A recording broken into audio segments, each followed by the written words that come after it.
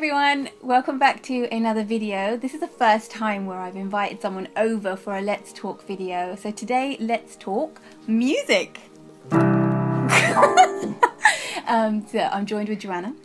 Hello. And if you click the link somewhere here, you will see our cover of I Surrender. Hope you check it out after this video. Music is very close to both of our hearts. The first kind of person I think of who is very talented. Is Rachel. No, I think about Joanna. Anyway, so I'm very blessed to have her in my life as a friend. Aww. Whenever she's around. Sorry. That makes it be like I've gone away like on purpose. She's my singing inspiration. Oh, It's true. so we're just going to share our views on music and what it means to us and how it can be impactful on the world. So I listen to music mainly like when I'm doing my work, for example, when I'm like revising. I sometimes have like, I don't have lyrics on. I usually listen to the Bethel album, which is the Without Words album. Instrumental? It's like a synth album. Oh, wow. It's really cool. Yeah, so I listen to that when I'm working, but other than that I listen to it when I'm like at the gym or when I'm like traveling, I guess, because from Kiel it's like a 3-hour journey and I have to sit there on a train and listen to like either people snoring or music, so I prefer music. Yeah. That's good. I listen to music a lot as well. No. Nowadays, I think because I prefer, like, I've noticed that now I prefer playing music more than actually, like, I know that sounds really like, oh, No. my music's better than other people's music, but, like, I genuinely feel like I feel more relieved when I play my music than... there's nothing wrong with that. It's Wow, still the music. sun just went, and now I probably look really dark. You got... I feel the same. Like because I've got a keyboard in the house, which I'm so blessed to have. I know that not everyone does. I do like playing. Not that. I do like playing and just searching new chords. And you guys have seen my music channel linked. Go and check it out. And where my Self-plugging. covers are. I'm self-plugging on my own channel. I think I'm allowed to do that. Yes, I know what Joanna means. Doing it yourself, writing yourself. It's that kind of next stage. It's that advanced stage. You listen, you get inspired. Music is powerful. It's when people are sad, they listen to certain types of music to maybe even emphasize, what do you call it? Yeah, like, emotionally, like, if, I don't know, if you are sad, and some people I know that listen to Adele, because yeah. they think that she will bring out your emotions and she will make you cry. People Yeah. listen to Happy by Farrell if they were happy. Oh. No, I guess like when you have a certain type of emotion, you tend to listen to music that like reflects that emotion, I guess. Or even like the opposite, sometimes when you are down and you want to be lifted up, you kind of listen to happy music in order to get your mood like up. I do that. And there's like, yeah, and there's also certain songs that make you feel like, oh yeah, I'm confident. So music is powerful. It can impact your mind. Yeah, definitely. I mean, like, even when you're walking down the street, sometimes, like, out of the blue, you might just start thinking of a song, and then you can't get that song out of your head, even though you haven't listened to it in, like, ages. I know there's lots of adverts and jingles that like, get to my head. Yeah, have you noticed how M&S have the instrumental? Yeah. And then it makes you want to hear the whole song? Yeah. It's like, it's kind of subliminal, right? Yeah. It implants in your mind something. Another thing, people listen to music in order to distract themselves from, like, the world. It's becoming a lot of, like, an antisocial kind of thing now. Like, oh, I've got my headphones in, nobody talk to me kind of thing. Oh, yeah. Like, especially, like, when you're with a group of friends and then you've got your headphones in and then every 3 seconds you're like, what? Taking out what?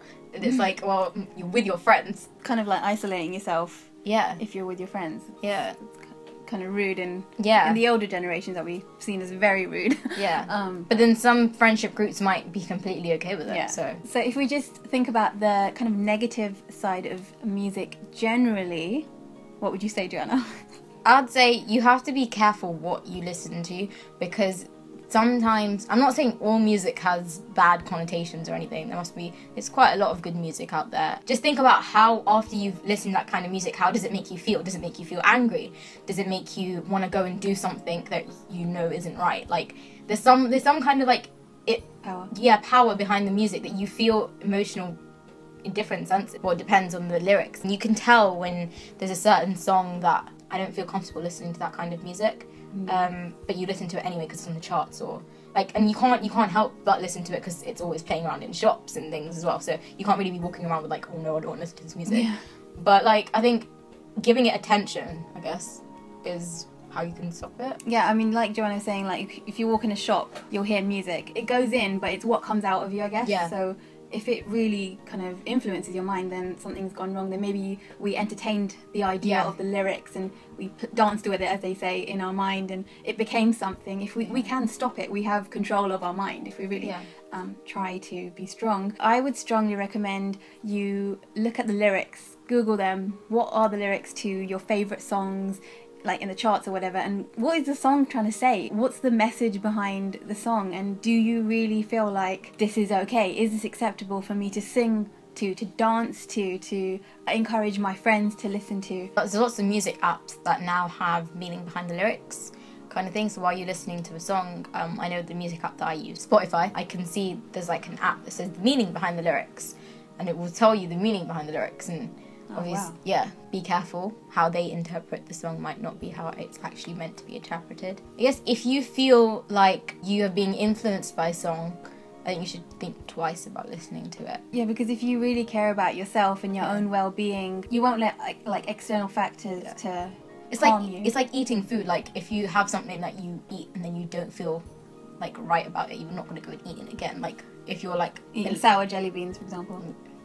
If you have like an out of date, like I don't know, packet of crisps or a sandwich or something, you're not gonna have a bite and then be like, oh, this isn't like nice. Well, some people like to finish it, but if it's out of date and stuff and it affects your body, you're not gonna go and do it again, are you? So it's the same with music. It's like, what are you filling your body with?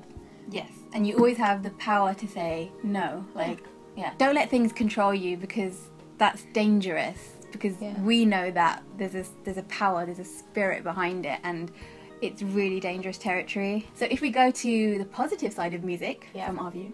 I think there's a lot of good music out there that have positive messages. So personally, when I'm feeling a little bit down, I have a Christian playlist on my Spotify, which I basically listen to.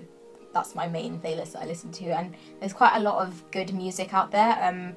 Like a scenario that I was talking about, back at uni, we had a chapel thing, and there was people there that hadn't really listened to Christian music. I think people have this like thing about Christian music, it's holy, it's only for Christian people, whereas they've never heard Christian music, and they came and they heard us, well, they heard the music and they were like, we really like the meanings of the song, and they were really interested in it. So I think there's such a variety of Christian music as well. It's not only just like pop, it's like there's rock, there's Christian rap. Also be careful which kind of rap you listen to.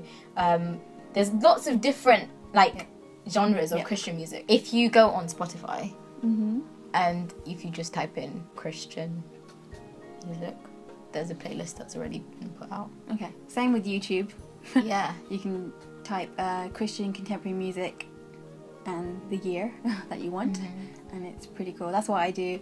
And I've got loads of Carrie Job songs. I was just about to say, that was like, I think that's one of my favourite artists, Carrie Job, and she's really funny on Instagram as well. So I think people have this like stereotype about Christian music, like hymns. We love hymns. I love hymns. I love a lot of hymns. There's contemporary hymns as well. Initially we are all drawn in by the style of music, like oh, that's easy listening, but what happens is you start to sing the lyrics and you start to even learn them, and when you start saying them, you're like, wow, these songs have power, and they are like giving glory to God who created us. This is what music is meant for, to rejoice and play drums and play stringed instruments, and I really feel like that's where like God's power comes through and we just sing to him. But like, even if you don't have any musical talent, like playing instruments or singing, like I don't think that if you listen to Christian music you won't be able to relate to it if you can't play music, or like there's something about that I can't explain unless you listen to it. There's something about Christian music that everyone has something to relate to. Like for example, for me, I play keys, so any like songs with like a good like piano melody or bass, like a nice piano bass, I tend to like. Whereas those who aren't musical, I know like songs that have got a nice drum beat because they like the beat, or have a nice person, I don't know, singing. The lyrics are the nice. So it depends on like what you see in music, I guess. That will help you. But I think Christian music is one of those music types that has a lot of everything. And I just feel like non-Christian or secular, worldly music, it just stops. Like it doesn't go that far. There's no depth to it. It's just, oh, I love this person, I don't love this person. But with Christian music, it just goes so deep into the soul, and it really heals the soul, because it's God like speaking to us, and we pray to him through songs, and it's just really powerful.